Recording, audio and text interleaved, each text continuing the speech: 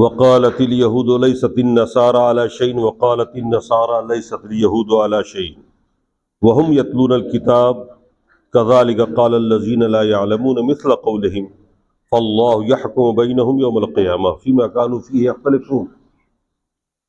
اللہ تبارک و تعالی نے اس وقت کے منظر کو پیش کیا ہے جب یہودی کہتے تھے عیسائیوں کو، اس وقت جو دین عیسیٰ پر چلنے والے لوگ عیسائی لوگ تھے، انہیں یہودی کہتے تھے تم لوگ بھی کسی دین پر ہو کیا؟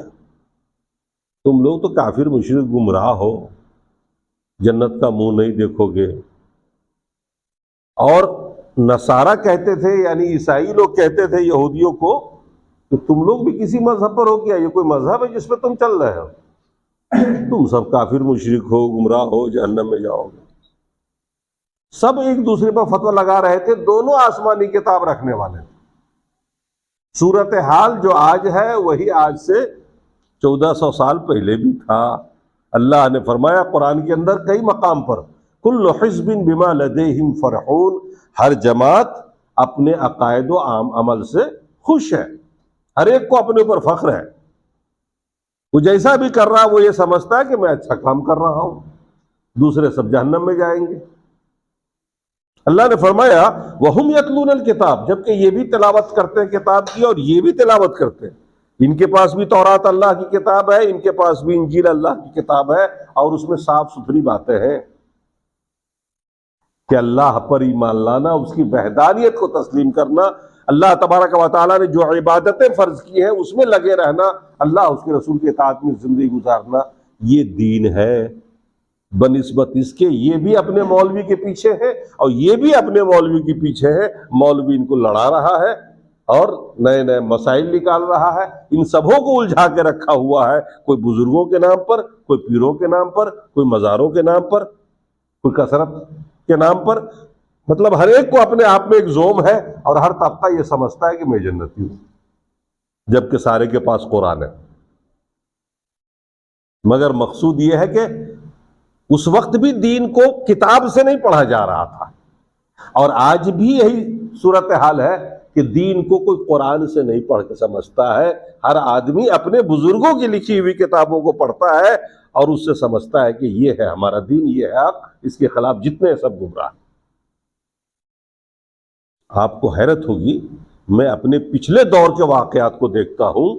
میں نے کتاب التوحید مولانا محمد ابن عبد الوہاب کی، یا شاہ اسماعیل شہید علیہ رحمہ کی جو کتاب ہے صراط مستقیم، یا اس دور کے جن پر فتاوے لگ رہے تھے ہماری طرف سے، کافر ہے، مشرک ہے، اس نے یوں کہہ دیا، اس نے یوں لکھ دیا، ہم لوگوں نے کبھی دیکھا نہیں اصل کتاب کو۔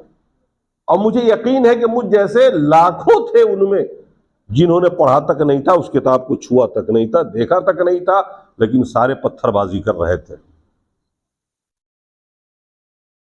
اہل حدیث کو سب کافر کہتے تھے ہم لوگ، اور ان کی کسی بات کو ہم نے ان کی کتاب سے نہیں پڑھا تھا۔ بس یہ ہے کہ ہمارے عالم نے بتا دیا کہ توحید، کتاب التوحید پیج نمبر اتنے میں یہ لکھا ہوا ہے، بس میرا یہی علم ہوتا تھا۔ صراط مستقیم میں یہ لکھا ہوا ہے، ان کے مولویوں نے یوں توہین کر دی رسول کی، انہوں نے یہ کر دیا، انہوں نے یہ کر دیا۔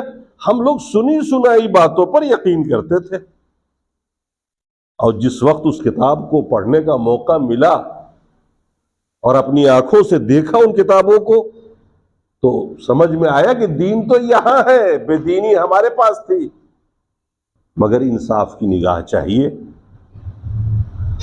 آدمی دین کو پڑھے دین کی کتاب سے، قانون کو پڑھے قانون کی کتاب سے۔ سنی سنائی باتوں پر جو آدمی کان دھرنے لگا اور کسی کی عقیدت میں گرفتار ہو کر کے اس کی باتوں کو ماننے لگا، اس کا گمراہ ہونا طے ہے، کیونکہ ہم انسان ہیں، ہمارے اندر بھی نفس ہے۔ ہم کو یاد ہے پرانے ایک دور میں ہمارے ایک بڑے قریبی ساتھی تھے، انہوں نے کہا کہ حضرت آج 15 شب برات ہے، میرے والد صاحب سیب کے جوس کو انگور میں ملا کے پیتے تھے، بہت پسند ہے، سیب کے جوس کو دودھ میں ملا کے پیتے تھے، شربت ان کو بڑا پسند تھا، تو کیا فاتحہ میں اس کو رکھ دیں؟ فاتحہ کی تیاری کر رہے تھے، فاتحہ مجھے ہی دینا تھا۔ تو میں نے کہا یار میں تو پہلی بار سنا، سیب کے رس میں دودھ ملا کے کیسا لگتا ہوگا؟ میرا بھی دل ہوا کہ انسان تھے بھائی، فرشتہ تو تھے نہیں، میں نے کہا پی تو لوں گا آج کم از کم۔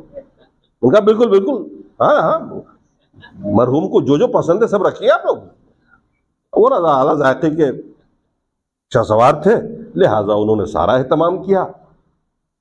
اور یاد ہے مجھے کہ میں نے خود فاتحہ دیا تھا اور اس جوس کو ہم نے پیا، تو ہم نے خوب ہم سمجھ رہے تھے کہ ہم نے کیوں کہا یہ، حالانکہ یہ ان کی کتابوں میں بھی نہیں لکھا تھا کہ مرحوم کو جو جو پسند ہو فاتحے میں وہ چیز رکھنی چاہیے، لیکن نفس ہے نا، انسان ہے، وہ کہا رکھیے بہت اچھی بات ہے۔ تو ان کی روح آئے گی، پینا تو مجھے تھا۔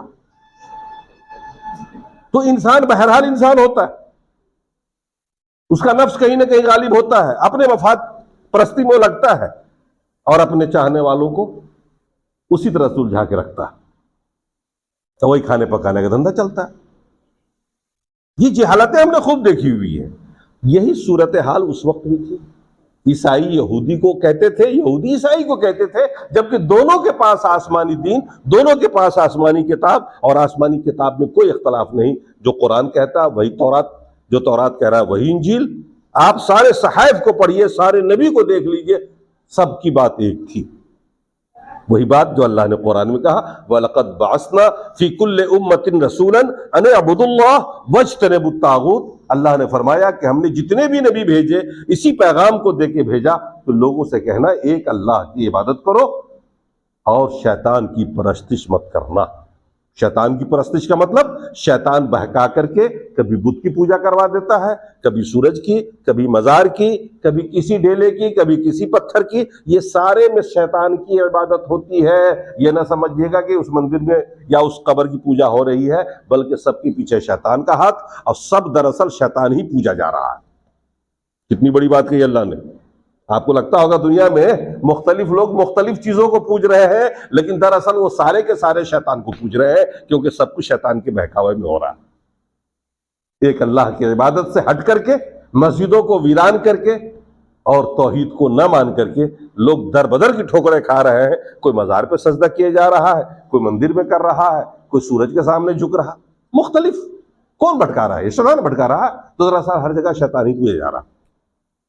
یہی بات اللہ نے کہی لَقَدْ بَعَثْنَا فِي كُلِّ أُمَّةٍ رَسُولًا، ہر امت میں ایک رسول کو ہم نے بھیجا، اور صرف یہی پیغام دے کے بھیجا، ایک اللہ کی عبادت کروانا، لوگوں سے کہنا ایک اللہ کی عبادت کرو اور شیطان کی پرستی سے پرہیز کرو، بچو، دور ہٹو اس، وہ شرک ہے، چاہے وہ کسی بھی صورت میں ہو۔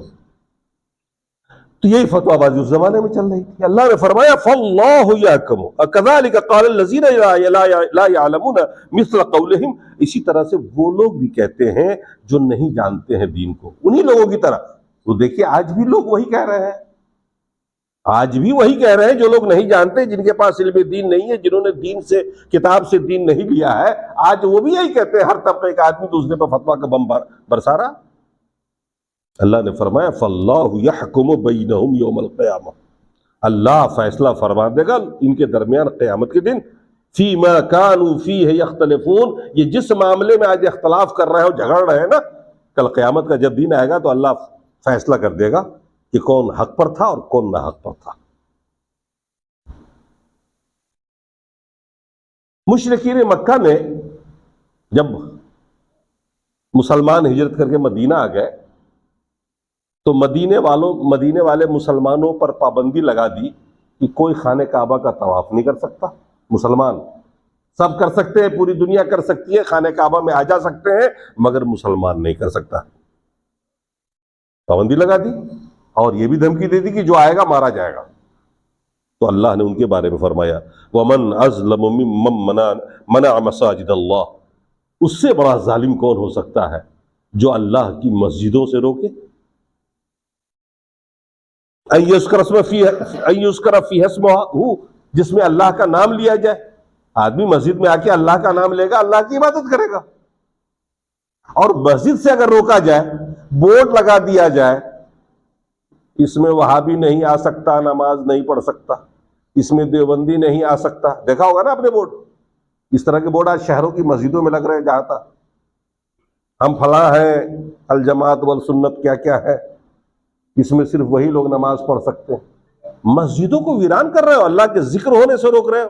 ارے جو بھی آئے گا مسجد میں وہ اللہ کا ہی ذکر کرے گا، وہ اللہ کی ہی عبادت کے لیے آئے گا۔ تو اس وقت کہا گیا یہ خانہ کعبہ کے لیے، اور آج یہ صورتحال بہت ساری مسجدوں میں جو بورڈ لگ رہا ہے۔ اللہ نے فرمایا اس سے بڑا ظالم کون ہوگا، سب سے بڑا گویا ظالم دنیا میں وہ آدمی ہے جو اللہ کی مسجدوں سے لوگوں کو روکتا ہے، اللہ کے نام لینے سے روکتا ہے۔ یہ مشرکین مکہ کو کہا گیا، اور آج کے دور میں وہ لوگ مراد ہوں گے جو لوگ مسجدوں سے روکتے ہیں فرقے کے نام پر۔ وَسَعَىٰ فِي خَرَابِهَا، اور مسجد کو ویران کرنے کے لیے اس نے یہ کوشش کی۔ اس سے کیا ہوگا؟ مسجد ویرانی تو ہوگی۔ ارے بھائی مقامی لوگ پڑھتے نہیں، باہر کا آدمی اگر کوئی آ گیا نماز پڑھنے کے لیے تو اس کو اور مسجد دھلوا دیا، نکلوا دیا باہر، پتہ نہیں کیا کیا کیا ان کے ساتھ مزہ لی۔ اللہ نے فرمایا اولئک ما کان لهم ان يدخلوها الا خائفین، اب ان کے لیے بھی جو آج روک رہے ہیں نا، وہ دن آنے والا ہے کہ وہ داخل نہیں ہوں گے مگر ڈرتے ہوئے۔ اور وہ صورتحال پھر آئی نا جب مکہ فتح ہوا، صلح حدیبیہ کے بعد مکہ فتح ہوا، اب مکہ فتح ہونے کے بعد پھر ان کی حالت بھی خراب، اور پھر یہ پابندی ہی لگے کہ مشرکین آ ہی نہیں سکتے اب اس میں۔ ایمان کی شرط رکھ دی گئی، اور وہ شرط آج تک برقرار ہے کہ حرم مکی میں اور حرم مدنی میں کوئی غیر مسلم داخل نہیں ہو سکتا۔ پابندی لگ گئی، آج وہ ترس رہے دیکھنے کو۔ اللہ نے فرمایا لہم فی الدنیا خزی ولہم فی الآخرۃ عذاب عظیم، ایسے لوگوں کے لیے دنیا میں بھی رسوائی ہوگی جو مسجدوں کو روکے، مسجدوں پہ مسجد میں آنے سے روکے، عبادت سے روکے دوسروں کو، ایسے لوگوں کو دنیا میں بھی رسوائی ہوگی، اور آخرت میں تو عذاب عظیم ان کا انتظار کر ہی رہا ہے، بڑا عذاب تو عامل نہیں والا ہے۔ اللہ کے رسول سواری پر جب چلتے تھے تو نفل نماز آپ پڑھتے رہتے تھے، تو جدھر بھی رخ کر کے سواری جدھر جا رہی ہوتی، اونٹنی جس پہ آپ بیٹھے ہوتے یا جس بھی سواری پہ، تو آپ نماز پڑھتے تو نفل نماز پڑھتے، رخ جدھر بھی سواری کا ہوتا اسی طرح رک کر کے نماز پڑھتے۔ فرض نماز آپ جب بھی پڑھتے تو سواری کو رک کر کے اتر کر کے باقاعدہ استقبال قبلہ کرتے تھے، لیکن نفل نمازوں کو آپ سواری پہ پڑھتے تھے چاہے رخ جدھر بھی ہو۔ تو اس پر بھی تھوڑا سا بتنگڑ بن گیا۔ یہ اس وقت کی بات ہے جب مسلمانوں کا قبلہ بیت المقدس ہوا کرتا تھا۔ تو اللہ نے فرمایا وَلِلَّهِ الْمَشْرِقُ وَالْمَغْرِبُ، مشرق بھی اللہ کا ہے، مغرب بھی اللہ کا ہے، اتر بھی اللہ کا ہے، دکشن بھی اللہ کا ہے۔ نیت صاف ہونی چاہیے، مقصود اللہ کی عبادت ہے۔ نفل نماز پڑھی جا رہی ہے، نفل نماز میں یہ اجازت دی، اور اللہ کے رسول کا جو عمل تھا اس کی توثیق کی اللہ تعالیٰ نے۔ فرمایا یہ اعتراض کرنے والے بے جا اعتراض کر رہے ہیں، مشرق بھی اللہ کا، مغرب بھی اللہ کا۔ فَأَيْنَمَا تُوَلُّوا فَثَمَّ وَجْهُ اللَّهِ، آپ جدھر بھی رخ کر لو اللہ ادھر ہی ہے۔ ان اللہ واسع علیم، اللہ تعالیٰ وسعت رکھنے والا ہے، اپنے علم میں وسیع علم والا ہے۔ یعنی آپ جہاں بھی نماز پڑھو گے اللہ تعالیٰ آپ کو دیکھ رہا ہے اور آپ کو جان رہا ہے۔ دراصل یہ تمہید ہے تحویل قبلہ کی، جو اب ہونے والا ہے، جو اللہ کے رسول کی خواہش تھی کہ ہمارا قبلہ بیت اللہ ہوتا، خانہ کعبہ ہوتا، یہ تمہید ہے۔ اللہ نے فرمایا کہ مشرق بھی اللہ کا، مغرب بھی اللہ کا۔ بالکل وہی بات، نہ بسم اللہ حلال نہ مرغی حلال، اللہ کا حکم حلال۔ سنا نا آپ نے واقعہ، بسم اللہ پڑھ کے حلال ہوتا ہے نا کوئی جانور، تو بسم اللہ پڑھ کے اگر کوئی آدمی کسی کوے کو حلال کرے تو جائز ہوگا کہ نہیں ہوگا؟ نہیں ہوگا، یہ کوئی بسم اللہ پڑھا ہے۔ ہم مرغے وہ کر دے گا بغیر بسم اللہ کے، تو بغیر بسم اللہ کے تو کون حلال ہے بھائی؟ اس میں بسم اللہ ہے کہ مرغی ہے کہ چھڑی ہے؟ نہ بسم اللہ، نہ مرغی، نہ کوا، حلال اللہ کا حکم ہے۔ اللہ نے کہا جو جیسے جس چیز کو حلال اس کو کرو وہ حلال ہے. اللہ نے فرمایا جھگڑا ہی ختم کرو, جدھر بھی رک کر وہ میرا ہی ہے, میں اس کی نماز کو قبول کرتا ہوں. آپ کے دلوں کو رب جانتا ہے, وہ سطح علم والا ہے, اس کے علم میں سب کچھ ہے. تو اللہ کے حکم کی پابندی دراصل عبادت ہے. آپ نماز پڑھو, نماز میں آپ کا دل نہ ہو, آپ کی نیت نہ ہو نماز پڑھنے کی, 50 رکعت پڑھ لو, اٹھا بیٹھ کرتے رہو, کون سی عبادت ہو گئی؟ اللہ کے حکم کی اتباع میں آپ آئے ہو. اگر دکھانے کے لیے آئے ہو, ریاکاری میں آئے ہو, تو نماز نہیں, چاہے کتنے اچھی قرات کر لو, آپ کتنا اچھا علم والے ہو, لیکن اللہ کی اتباع اور اس کے احکام کی پابندی میں آئے ہو, رسول کی اتباع میں نماز پڑھتے ہو آپ, تو آپ تھوڑا سا بھی پڑھو گے تو اللہ تعالیٰ اس کا بہت زیادہ اجر دے گا. وَلِلَّهِ الْمَشْرِقُ وَالْمَغْرِبُ فَأَيْنَمَا تُوَلُّوا فَثَمَّ وَجْهُ اللَّهِ إِنَّ اللَّهَ وَاسِعٌ عَلِيمٌ. وَقَالَ اتَّخَذَ اللَّهُ وَلَدًا سُبْحَانَهُ بَل لَّهُ مَا فِي السَّمَاوَاتِ وَالْأَرْضِ كُلٌّ لَّهُ قَانِتُونَ. اور ان یہودیوں نے, عیسائیوں نے یہ عقیدہ رکھ لیا کہ اللہ تعالیٰ نے اپنے لیے بیٹا بنا لیا. یہ شرک کرتے تھے نا عیسائی اور یہودی. عیسائی نے اپنے نبی کو بیٹا بنا دیا اللہ کا, اور یہودی نے بھی کہا کہ میرے جو نبی ہے عزیر السلام یہ بیٹا ہے اللہ کا. تو اللہ نے فرمایا کتنا بڑا ظلم ہے یہ, کتنا بڑا عیب ہے جو تو اللہ پہ لگا رہا ہے. وَقَالُوا اتَّخَذَ اللَّهُ وَلَدًا سُبْحَانَهُ, پاک ہے وہ ذات اس طرح کے الزامات سے, اس طرح کے عیب سے, اس طرح کے الزامات سے وہ پاک. بَل لَّهُ مَا فِي السَّمَاوَاتِ وَالْأَرْضِ, بلکہ اس کی بادشاہت تو سارے آسمان اور ساری زمینوں پر. بیٹا ہونے کا مطلب کیا ہوگا؟ باپ کے بعد بیٹا حکومت کرے گا نا, اللہ تو معطل ہو جائے گا. ارے آج آپ کے پاس جو بھی جائیداد ہے, کل آپ کے اس کا مالک تو کوئی اور بن جائے گا نا, تو آپ تو بالکل بے پاور ہو جائیں گے نا بڑھاپے میں, کوئی پاور تو ہوگا نہیں. تو اللہ تعالیٰ کو ہی بے پاور کرنے کے لیے لوگوں نے شرک کرنا شروع کر دیا, اللہ کے اختیارات بانٹ دیا کہ صاحب اس دربار سے علم بڑھتا ہے, علم یہاں ملے گا, بارش ادھر ملے گی, کھانا ادھر ملے گا, ودیا وہاں ملنی ہے.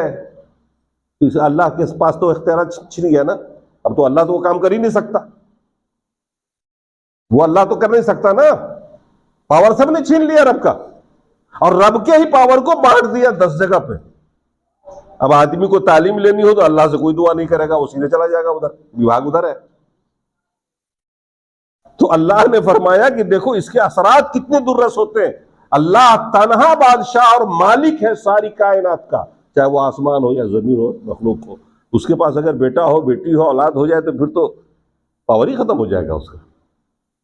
اس نے کبھی کسی کو اپنے پاور میں شریک کیا ہی نہیں, اپنے کسی صفت میں کوئی اختیار دیا ہی نہیں. توحید یہ ہے, اس توحید کو سمجھے کہ اللہ تعالیٰ اپنی ذات میں بھی اکیلا ہے, اپنی تمام صفات میں بھی اکیلا ہے, اور عبادت کے حقدار ہونے میں بھی اکیلا ہے. نہ اس کی عبادت میں کوئی شریک ہو سکتا, نہ اس کی صفات میں کوئی شریک ہو سکتا, نہ اس کی ذات میں کوئی شریک ہو سکتا. فرمایا ان لوگوں نے اللہ کا بیٹا بنا دیا, سبحانہ, پاک ہے وہ اس الزام سے. بل لہ ما فی السماوات والارض کل لہ قانتون, دنیا میں جتنی بھی چیزیں ہیں سب اللہ کے لیے سجدہ کرتی ہیں اور سب اللہ کی فرما بردار. جانور اللہ کے فرما بردار, درخت اللہ کے فرما بردار. آپ دیکھتے نہیں کہ ہر ایک اپنا اپنا کام کر رہے ہیں, درخت پھل دے رہا ہے کہ نہیں دے رہا آپ کے لیے, اللہ نے اسی لیے تو اسے پیدا کیا. وہ کبھی انکار کیا ہے؟ بیل کو آپ ہل میں جوتتے ہو, کبھی انکار کرتا ہے. وہ دودھ دینے والی گائے ہے, کبھی دودھ دینے سے انکار کرتی ہے. اللہ کے اطاعت میں لگی ہوئی ہے. یہ تنہا مخلوق یہی انسان ایسا ہے جو اللہ کی اطاعت نہیں کرتا ہے. نماز کا ٹائم ہو گیا, اذان ہو گئی, نماز نہیں پڑھتا. روزے کا مہینہ ہے, روزہ نہیں رکھتا. مال ہے, زکوٰۃ نہیں دیتا. نافرمان تو ہم لوگ ہیں. ساری دنیا کی ایک ایک چیز, ایک ایک ذرہ, ایک ایک مخلوق اللہ کی فرما بردار ہے. بدیع السماوات والارض, وہ اللہ تعالی ایجاد کرنے والا ہے زمین و آسمان کی پیدائش کو. اللہ نے آسمان بنایا, اس آسمان کے بنانے سے پہلے کوئی ماڈل نہیں تھا جو کسی نے بنایا ہو اور اس کی نقل اللہ نے کی ہو. نئی زمین کو کسی نے بنایا تھا اللہ کے بنانے سے پہلے. اللہ نے ہر چیز کو نیا بنایا. وہ مجید ہے, وہ آوشکارک. وَإِذَا قَضَىٰ أَمْرًا فَإِنَّمَا يَقُولُ لَهُ كُن فَيَكُونُ, اور جب وہ کسی چیز کا فیصلہ کر لیتا ہے نا, کسی چیز کو پیدا کرنے کا, بنانے کا, تو صرف کہتا ہے کن ہو جا, وہ چیز ہو جاتی ہے. ہماری اور آپ کی طرح ایک سے ایک اینٹ جوڑ کے مکان پتھر نہیں بنانا پڑتا. اللہ کا اتنا حکم کافی ہے, وہ کہتے کن ہو جا, اور وہ یہی کرتا ہے. جس کو حکم دیتا ہے وہ ہو جاتا ہے. اذا قضى امرا فانما يقول له كن فيكون. وقال الذين لا يعلمون، اور جو لوگ علم نہیں رکھتے ہیں نا، جاہل ہیں، وہ یہ کہتے ہیں لولا يكلمنا اللہ، اللہ ہم سے بات کیوں نہیں کرتا؟ اللہ ہے تو ہم سے بات کرے نا. او تأتینا آیۃ، یا کوئی نشانی بھیجے کہ ہم ہیں. كذلك قال الذين من قبلهم، اللہ نے فرمایا ایسے ہی پہلے کے لوگوں نے بھی کہا، یہ کوئی نئی بات نہیں ہے. تشابہت قلوبہم، دیکھو ان کے دل اور ان کے دل کتنے ملتے جلتے ہیں. یعنی جوہلا پہلے بھی ایسی باتیں کر گئے ہیں، اور آج بھی جو جاہل وہ کہتے ہیں کہ رب ہے کہاں، دکھاؤ نا. یہ کافروں کے بارے میں کہا جا رہا ہے. قد بین الآیات لقوم یوقنون، اللہ نے فرمایا ہم نے نشانیاں بیان کر دی ہیں یقین رکھنے والوں کے لیے. یہ زمین، یہ آسمان، یہ لوگ، اتنی مختلف صورتیں، یہ بنانے والا ہے کون؟ کوئی تو ہے. اس کائنات کو چلا رہا ہے، بغیر چلائے چل رہی ہے اپنے آپ دنیا. اپنے موسم میں بارش ہو رہی ہے، ہوا چل رہی ہے، ایک ایک چیز پیدا ہو رہی، کھا رہے پی رہے، یہ سب کچھ کر تو رہا ہے نا.